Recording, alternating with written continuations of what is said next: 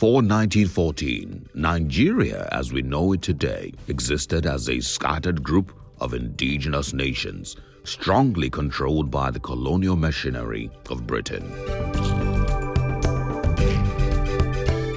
The amalgamation of 1914 was necessary for the British in expanding its global business empire, especially at a time it needed to amass resources for the war campaign against Germany and the Axis powers during the First World War.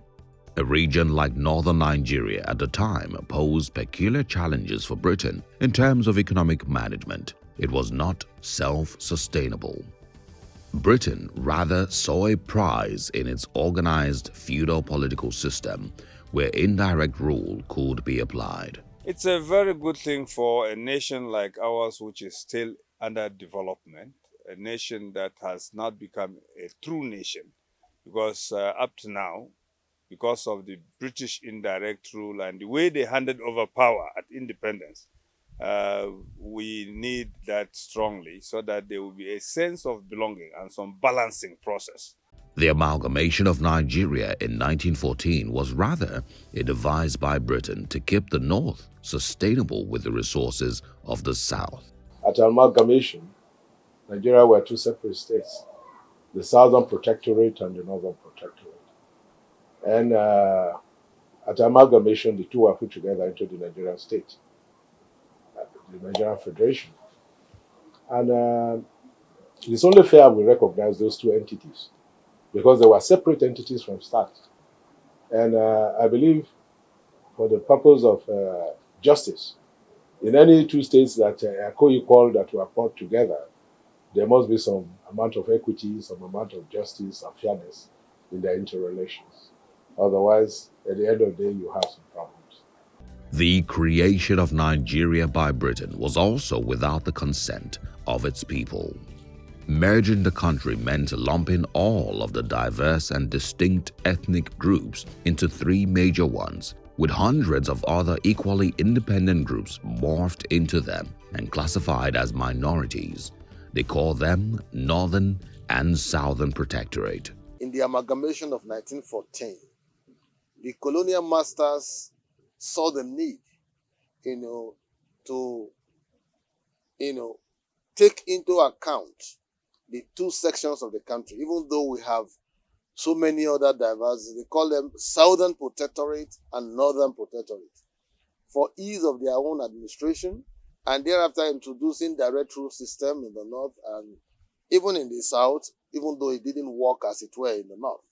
So for a country like Nigeria, you cannot run away from zoning of political positions that to help put pay to cries of marginalization, cries of domination, or cries of exclusion from the whole political arrangement.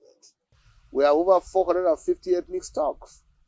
As far as they are captured within that geographical map called Nigeria, it's the responsibility on the part of leaders and political players to continue to sustain the interests of those persons, no matter how minute, no matter how little they are.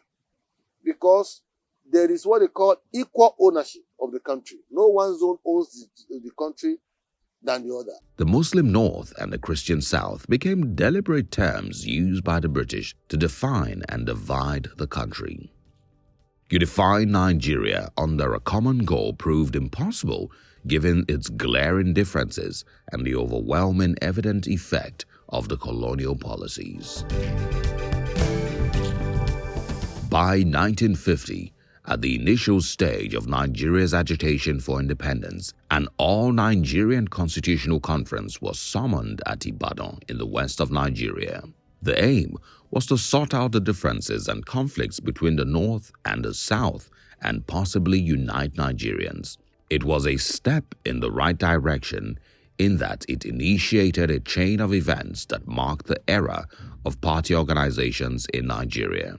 Unfortunately, the North and the South were like oil and water.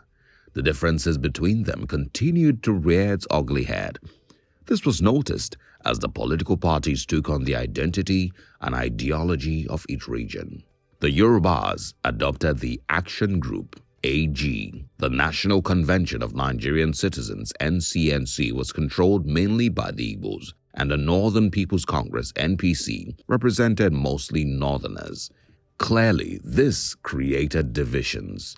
On October 1st, 1960, Nigeria became an independent nation amidst fireworks, pomp and pageantry, and the hope for a better nation seemed in the horizon. On the same day, Dr. Nnamdi Azikiwe was sworn in as the first ceremonial president. No one could tell that the journey to a more troubled nation had just begun. The geographical imbalance, the differences in culture, language and religion, and the many ethnic groups in the country that feels threatened made it impossible for Nigeria to forge national unity and cohesion. This created tension and strife in the young nation. Unifying the young imposed nation under a common goal proved impossible given its glaring differences and overwhelming evident effect of strange colonial policies. I do not believe that all the political parties will do it to them off. I do not believe it. I think there is a common consensus within the political class to have a change of heart. I have the strongest conviction that this time around, even if they allow it to be open, I think we will think seriously towards nation building. The only way we can do that is for us to think of going to the south. And I think this will be done. Even if they say the northerners should also come and participate, then let's go to the field. I'm sure that Nigerians are commonly united, as I've said. And I think for peace and progress to prosper, there's the need for us to have a change of philosophical thinking towards having a president occupying the seat from the south. The two protectorates were peopled by strange bedfellows who had tried to scramble for the political control of the new nation. A sense of mutual suspicion crept into the arena of political participation, thus giving way to a concatenation of issues and crises that later impacted negatively on the political evolutionary process of Nigeria. This happens to be the independence parting gift by Britain to Nigeria. Any patriotic Nigerian that has the sense of belonging of this country will not say that they know should still retain power. Except if you want to be selfish. As a northerner, I have not seen so much benefit that we've even accrued, from the Buhari administration, as far as I'm concerned. If you look at most of the developments are also coming, mainly going to the southwest. See that beautiful railway station. If you go as if you're from it's in the United States, as compared to the Bola Gata that we have here in even Abuja. See network of roads, the most beautiful roads, everything is going to the south. You see, the vociferous nature of the Nigerian press, especially southwest, have been heaping a lot of burden on the presidency. And almost all the projects are going to the southwest. Some of these policies sowed seeds of distrust, ethnic tension, a lack of a unified identity as a nation. Nevertheless, the people of Nigeria trudged on, finding ways to become a united nation. One of those ways is the unwritten agreement of rotation of political power between the North and the South. Although zoning as a word is not expressly used in the Constitution of Nigeria, but the principle of federal character carries the same notion, intent, and expression as zoning. The federal character provisions ensure that there is political balancing amongst all the segments and the geopolitical zones of the country to engender justice, equity, and fairness. It is one convenient way to build a sense of belonging amongst all nation-states of the Federation. The idea of quota system further gives vent to this rule. All of these factors are captured in the Constitution of Nigeria. That is one thing people don't know. They are captured in the Constitution because the Constitution talks about federal character, to the point that it went further to create a Federal Character Commission headed by a Director General. And that Federal Character Commission looks at issues of power distribution in an equitable manner from the north to the south, east to the west. And we also have what they call quota system. All of these were put in place in the Constitution to checkmate issue of domination or skewed arrangement so that political power sharing will not favor one zone against the other. And within the PDP Constitution, Article 7 is captured eloquently. There shall be zoning of position, or whether you call it rotation of presidency or rotation of positions. Even the Constitution, in registration of political parties, is a requirement that your executives must be spread in at least 2/3 of the states of the federation. That is 24 out of 36. You must have equitable distribution of your positions in those states before you are deemed fit or qualified to be registered as a political party. All of these took into consideration the fact that we are a diverse country, we are a plural society, and for that reason, you need the buy-in of every member of the union to make the union work. The gentleman's idea of rotating power between North and South was welcomed by the majority of political parties, the citizens, and political leaders, as it has been in practice since this democracy started in 1999. I feel pitiably bad and sad that in the 21st century Nigeria, that people will still be dwelling on all these kind of inanities. Inanities that is born out of political greed, selfishness, and egocentrism. I do not subscribe to the fact that there is no zoning in the Constitution. There is, what is the meaning of zoning in the first place? You may ask yourself, is to assign positions to different components. That's the meaning of zoning. What's the meaning of federal character? It's the same thing. Federal character is to assign positions to different components of the federation to ensure that there is unity of purpose, there is cohesion, there is geopolitical balancing, there is equitable power sharing formula, so that one group will not raise up dust over actions of the other. Since independence, Nigeria has had 15 heads of government. Of the 15 leadership changes, there has been 9 democratic dispensations and 8 military interregnum, all these in the space of 62 years. Sir Tafawa Balewa, Bauchi North. General Aguiyi Ironsi, Abia South. General Yakubu Gowon, Jos North. General Murtala Mohammed, Kano North. General Olusegun Obasanjo, Ogun South. Alhaji Shehu Shagari, Sokoto North. General Muhammadu Buhari, Katsina North. General Ibrahim Babangida, Niger North. Chief Ernest Shonekan, Ogun South. General Sani Abacha, Kano North. General Abdulsalami Abubakar, Niger North. General Olusegun Obasanjo, Ogun South. Alhaji Musa Yaradua, Katsina North. Dr. Goodluck Jonathan, Bayelsa South.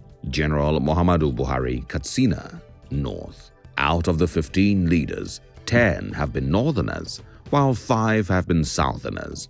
The North have held power for 48 years since independence. I ask myself a very simple question. Do you define Nigerian geopolitical leadership on the basis of our democracy since 1999 till date, or you define Nigeria from the point of view of our independence till date? I think Nigeria is 62 years old by October, and so you have to look the journey so far, what happened from 1960 till date. It then appears nearly impossible that Nigeria can have a southern head of state without the direct influence of the North. And this can be traced to the political structural imbalance created by the colonial authorities, much that even the party system of electing leaders still favors the North. Nigeria, is so diverse. But the curious irony is that as diverse as it is, no one group can produce the president of the country without the other. President Buhari tried it in 2003 He tried it in 2007. He tried it in 2011. He couldn't win until he was able to reach out to the other groups. Before President Buhari would not campaign in any part of the country aside from the north. So he was getting votes from the north. Other places he wasn't getting the kind of vote he needed to balance the equation. You see, Nigeria is so structured in a way that it's like a give and take scenario. It has to be a symbiotic relationship, both at the political level, at the social level, at the economic level, for us to get our right footing, as a country, as a nation, as even individuals within the nation. Because we have to belong and be part of the ownership structure of the country. So whatever relationship that exists, that has endured the country from 1940 till date, such relationship has to be sustained in a more holistic manner, in a more accommodating manner, in a manner that, tend to put into consideration the interest of the nation states within the nation, so that there could be some level of stability, some level of homogeneity of purpose, national conversation, national cohesion, to move the wheel of progress forward. This clearly defines the born to rule syndrome as we have come to know, which today plagues the country. The elites of the North have something to hide. Otherwise, they know that the North has suffered more from this government than even the South. People are being killed on a daily basis. People are being kidnapped regularly. Ransoms are being paid. The economy has gone down to only God knows the level. In fact, IMF said very soon we may be spending up to 90-something% of our earnings just to service them. So the North is supposed to be the one crying out to say, let's move power away. Unfortunately, they are not. An interim government headed by a Southerner, Chief Ernest Shonekan, was set up following the electoral impasse of the June 12 era. But one could understand that it was a puppet administration controlled by hidden forces of a military cabal. The Nigerian state, or the military, let me put it this way, felt they have offended the Southwest by refusing to give them a certain position. So they were able to manipulate and maneuver and ensure that all the political parties in existence then produced their presidential candidate from the Southwest. So the choice was narrowed to the Southwest. So it was less for Nigerians to now elect the person. Either you elect Olufalaye, who came on the ticket of AD and AMPP alliance, or you elect Olusegun Obasanjo on the PDP platform. After chains of political events, the military in the turn of the 1999 presidential election backed a two-party system which brought in President Obasanjo, a Yoruba Southerner. It was perceived to be a pacifying move to appease the Yoruba South for the cancellation of the 1993 elections. The kind of situation we experienced during NADECO, leading to not only zoning between North and South, but micro-zoning at the time in 98-99 to the Southwest. To address that issue, I think our elders have thought it and thoroughly and wisely too, that we rotate power between the North and the South. And we support that strongly. More so that now we are experiencing what we've never experienced before. That is, there's too much nepotism. There is this issue of not addressing the insurgency terrorist problem adequately, because some of our northern brothers feel the boys out there are our brothers, quote unquote. So this rotation is good for Nigeria, for balancing and for progress.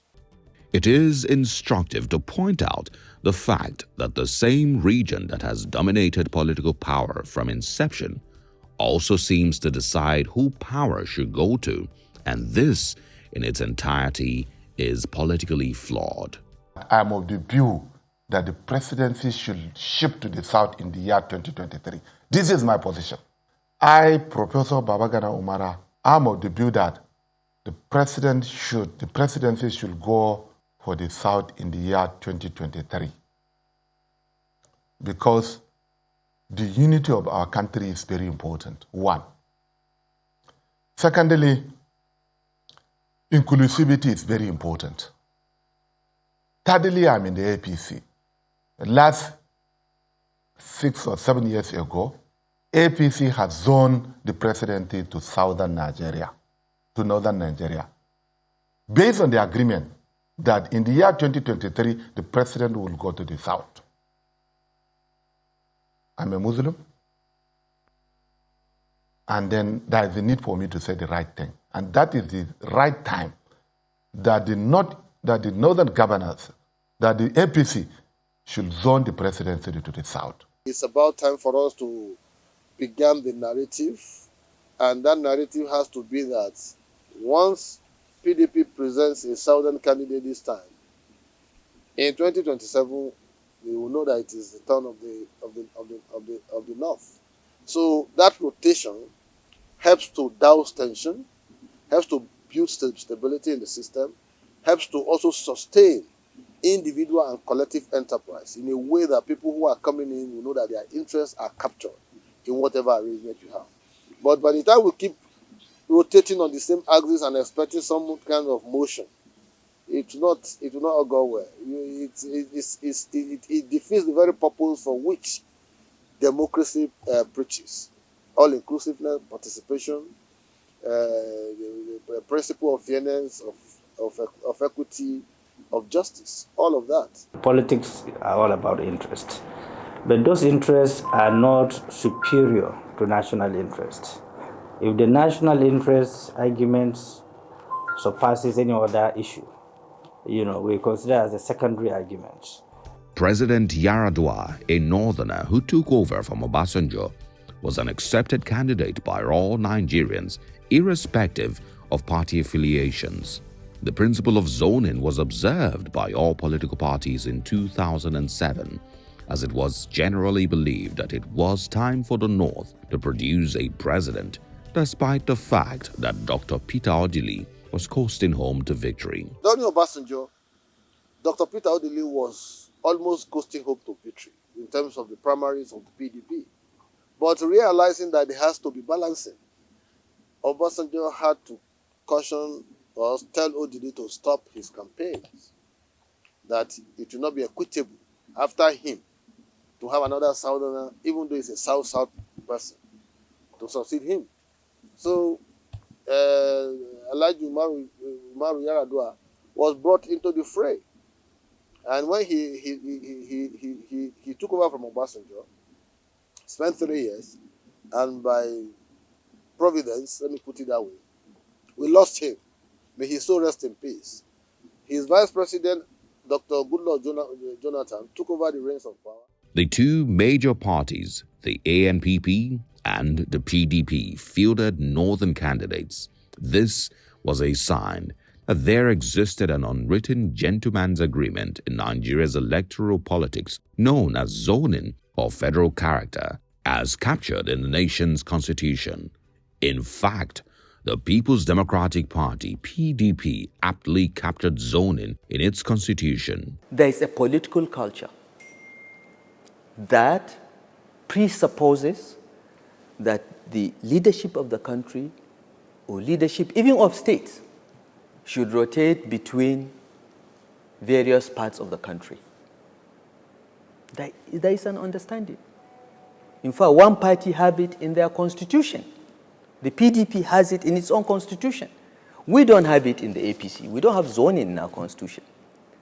But there is an unspoken understanding, okay? And in politics, these kind of understandings are as strong as any provision of the Constitution. They are conventions. You observe them. And if you don't observe them, you pay a heavy political price. Goodluck Jonathan paid that price when he tried to violate the agreement with the PDP leaders that he will only contest one term after Eradua's term. A written agreement, which means it's a gentleman agreement within the hierarchy of the party. That what happened in 1999 when PDP was formed. It was a gentleman agreement that the power should shift to the South. And I think that's the principle, and that should be the principle under democracy. Because the Supreme Court judgment and our constitution do not recognize zoning. The Supreme Court says it's discriminatory. So for that matter, my position and the position of our party has been to get a competent person wherever he comes from. If the competent person comes from the South, that can pilot the affairs of Nigeria, take us out of the current situation, we'll stand by it. Unfortunately, the PDP in 2015 went against the agreement and presented President Jonathan as the party's candidate, and they paid dearly for it. In 2015, it will have been the turn of the North to present candidate.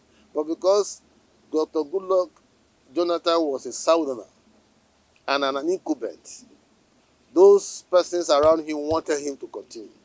So they fielded him.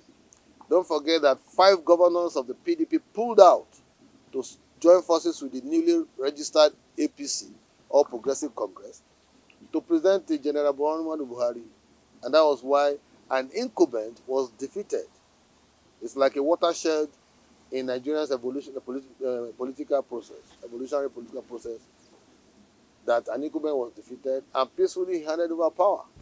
The concept of rotation and zoning of political power, especially of the presidency, appears to be a viable solution in view of our political makeup as a country of several ethnic multiplicities and diversities. Those who argue against zoning have not been able to fault the principle of federal character and quota system, all of which captures the whole idea of zoning. This has become experienced significantly in a diverse, plural, dynamic, and complex nation like Nigeria. In Nigeria, competent leaders abound in every region. Competence exists everywhere.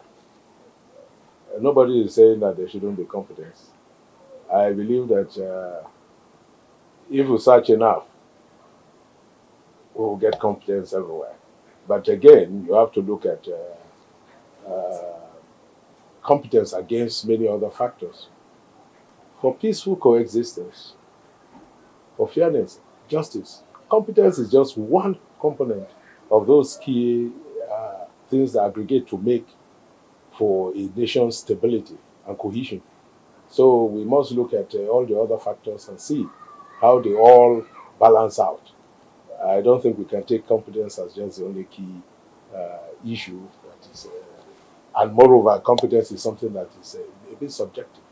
I strongly believe that in our patriotic and nationalistic intervention in the process of good governance, there's the need for us to have build a common consensus around peace building, progress, and prosperity of the nation. And that can only be done if we agree to have that feeling of nationhood based on all the geographical areas in terms of politics, participation, mass participation.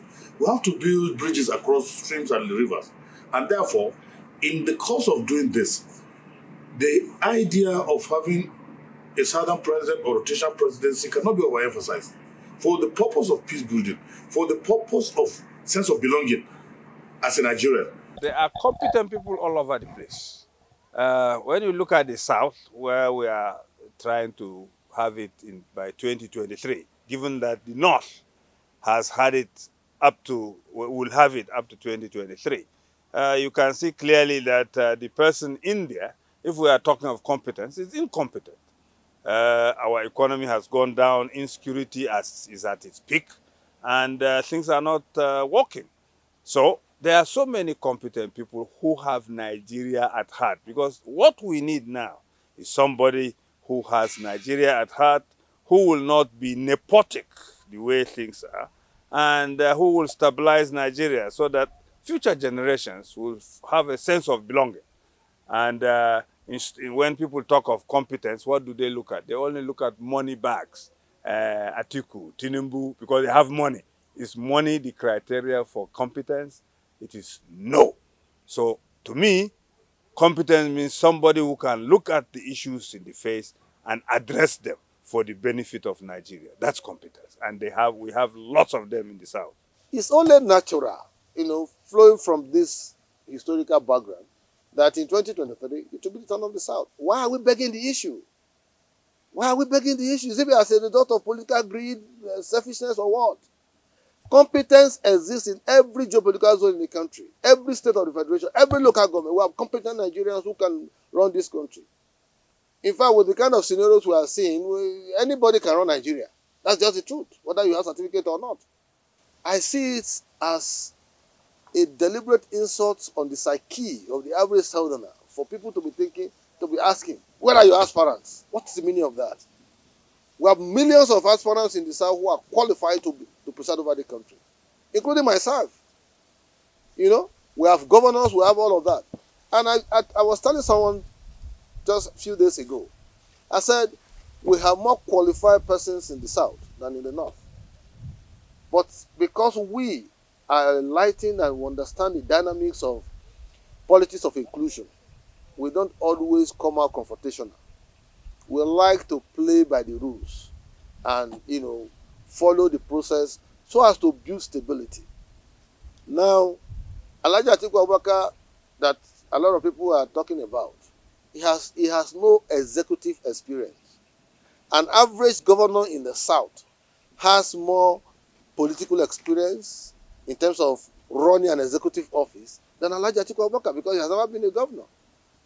He has only been a vice president, which is like an auxiliary responsibility.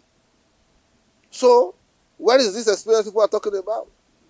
So I am of the opinion that in this 21st century world, we need vibrant young Nigerians from the southern axis in 2023 to take the shot in PDP so that we can defeat the APC, whoever they are bringing from the south. It is of a general belief that power should go to the South after 8 years of the Buhari presidency. At the time, Nigeria is struggling for its existence as one nation. It is inconceivable that any political party will be fondling with the idea of fielding a northern candidate after 8 years of this present dispensation. And therefore we can't be ruling all the time. And therefore they believe that whether we like it or not, this is the time to give our compatriots from the South support to produce the next president for this country. And I'm one of them. If they keep dwelling on the fact that there is no zoning, how come Atiku Abubakar was a product of zoning in 1999? How come? In 1999, he became the vice president when a southerner became the president. That's zoning. In 2019, he became the candidate because the PDP agreed that it is going to the north. He became the candidate. All of them were aspirants from the north. I don't want us to be clever by half in trying to make argument that suits our own purpose for this time.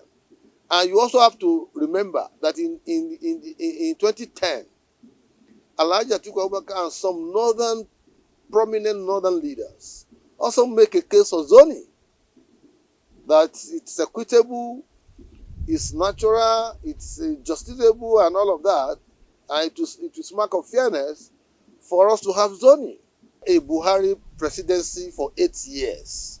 It's only natural, it's only equitable, it will only be a product of fairness, equity, and justice for us to have the power shift to the south. And I'm happy that the APC are considering that already in their party. The PDP, the matter shouldn't be one of argument. Every presidential aspirant from the north should please allow the southern part of the country to produce the candidate of the party to face the 2023 presidential elections. It is pertinent at this point to state categorically that the Nigerian nation is rooted in the firm belief that and philosophy that equal opportunities for all. And that simply, if translated, means that anybody can rise from anywhere in Nigeria and aspire to be anything, including the highest office in the land. Now, the That philosophy must be seen not only to be professed, but it must also be seen to be in action. It's only natural, only moral, only understandable for the northern aspirants to also show similar, support for southern aspirants, so that in 2023 it will be the turn of the south to produce presidential candidate, both APC, both PDP. That has to be the normative order. Anything outside that is like cutting trouble or trying to prod the sleeping dog that is into action. Nigeria's political landscape has been a toxic tribal competition. There is need for a political balance, national cohesion, and united front.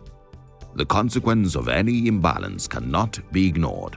It is time to shelve ego, greed, and ethnic sentiments and put Nigeria and its people first. We must not only get our politics right by way of ensuring rotation of presidency in line of equity, fairness, and justice, we must also get our governance structure right. Nigeria is at a crossroad. At the current times, you will find there's a lot of division in this country. And we have to reach deeper in our leadership choice at this particular time, beyond any other time in Nigeria. Because you find that we have the challenge from the southwest. There are people seeking for the breakup of Nigeria. From the southeast, you have the IPOB challenge. From the north, we have the Boko Haram insurgency, and then all the other matrix of other variables of challenges across the whole nation. So we can't treat this particular juncture in the same manner we will normally would deal if all things were equal. This is a peculiar time. We must go beyond ourselves to do what is right for the nation, not because of individual or ethnic or group interest, but now for national interest purpose, for equity, for justice, for balance, for fair play, and for strengthening the nation, for common purpose. The question that should agitate our minds is, how did we get to where we are? What are the fundamental problems plaguing us as a country? Where are we? Where do we intend to go? Now, if you interrogate the problems in the country, the agitations in the southeast, agitations in the southwest, the crisis in the northeast, the banditry insecurity in the northwest, and some other skirmishes in the middle belt and what have you, everything points to the fact that there is a leadership question.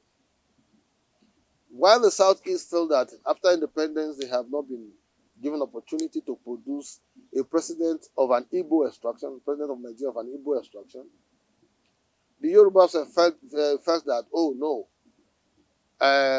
their brothers from the north have overtaken their land, their landscape. And so they needed some level of a breather kind of scenario. Now, the armed banditry are saying that no, they have been abandoned, for so long. And so for that reason, they need to take their pound of flesh by occupying the forest. And you see all of this. Then the religious aspect of it, the Boko Haram came with the notion that it is fighting religious superiority or religious whatever, and say that Western education is a sin, kind of. But in all of this, there is the leadership question. If you don't balance the algorithms, if you don't balance the equations, if you don't speak to the issues that touch on the psyche of an average Nigerian, captured either by way of clan, ethnic stock, tribal configurations, or geopolitical zones, you are going to be missing the point. That stability that you desire to get it right at the governance level will be missing. Can become president without the buy-in of every geopolitical zone of the country, not one individual. Whether you are a southern candidate, whether you are a northern candidate, General Buhari tried it. He couldn't succeed until he reached out to the southern part of the country. So, because the way the country is structured, you cannot stand alone. That's why they said once you're a member of the union, there has to be an understanding, that sense of belonging to that union, that sense of ownership, so that you can collectively drive the wheel of progress, both at the political level, at the social level, at the economic level. You see, relationships among nations are symbiotic. You trade off. We are unfortunately faced with the adoption of dichotomies that are engraved in our minds. And the youths that are coming up are gradually understanding the terrain properly. And so we are trying to do a generational shift from the old generation that has held to the Civil War as their mantra to a generation now that believes that we are fusing and that we are one. It is pertinent at this point to state categorically that the Nigerian nation is rooted in the firm belief that and philosophy that equal opportunities for all. In politics and in democracy, because you are going to preside over the entire country as your constituency, your primary constituency, you have to touch every state of the federation. You have to campaign in them. That is why also it's becoming very innovative that the new electoral bill, which the president is likely to sign anytime it becomes an act, is talking about knowing the candidate, the presidential candidate, not later than 180 days to election, so that it will give the opportunity of the candidate to go around the country, travel around the country, understand the peculiarities of the people, sell their manifestos, sell their programs, so that in the final analysis, the people will know too well what the candidate is coming to do if given opportunity to lead. If Nigeria must be one, it has to be a concerted effort by all. No one region is above the other. I was reading Governor Wike of Rivers State said that the states and the federal are co-equal in terms of the dynamics of politics and equitability in the country. He's very right. And that is the kind of notion that should drive those who are preparing to take up the gauntlet to lead us to a destination that will put paid to all crises, all cries of marginalization, all cries of domination, all cries of exclusion that has dominated the country. We have come out clearly as leaders of the socio-cultural groups that we are going to campaign against any group or political party or association that zones its presidency to the north, because we feel it should go to the south after the 8 years of Buhari's misrule. The country is heavily polarized, no thanks to the present government that has paid very lip service to issue of dialogue and constructive engagement and collective bargaining. The country is almost like on a free fall. And so you need a president, that is vibrant, that is young, that is bold, courageous, that can take some deliberate decisions, to arrest the drift. And such a president in 2023 should be coming from the south, whether we like it or not. Once you do that, you see some level of equilibrium. My appeal will be that the leadership must be bold, courageous, and firm in taking a decision that is based on equity, fairness, and justice to allow the South to produce the candidate of the party. We already ceded the chairmanship to the North, the new leadership that was sworn in December 9, 2021, from the North, and we have equitable distribution of political positions in the party. So we have to complete that run by allowing the South to produce a candidate of the party, just in the same way we allow Alhaji Atiku to emerge in 2019 when Presuche Secondus was the chairman of the party from the South in 2019. So in 2023, in order for us to balance the algorithms, in order for us to balance the equation, in order for us to be able to speak truth to justice, truth to equity, truth to fairness, we should begin to interrogate that process now and allow the southern part of the country to produce a candidate of the PDP. We need every part of the country. Don't forget that even when we produce candidates from the south, the vice will come from the north, and every other position, Senate presidency and what have you, will be spread to other geopolitical zones in the spirit of building a robust, platform that will confront the electorates, and asking for their votes. And one of the things we are going to even be telling the electorates will be that look at our power sharing formula. It's so all embracing, it's so accommodating that every hues and cries, every political leaning is being catered for in a new arrangement, in a new PDP.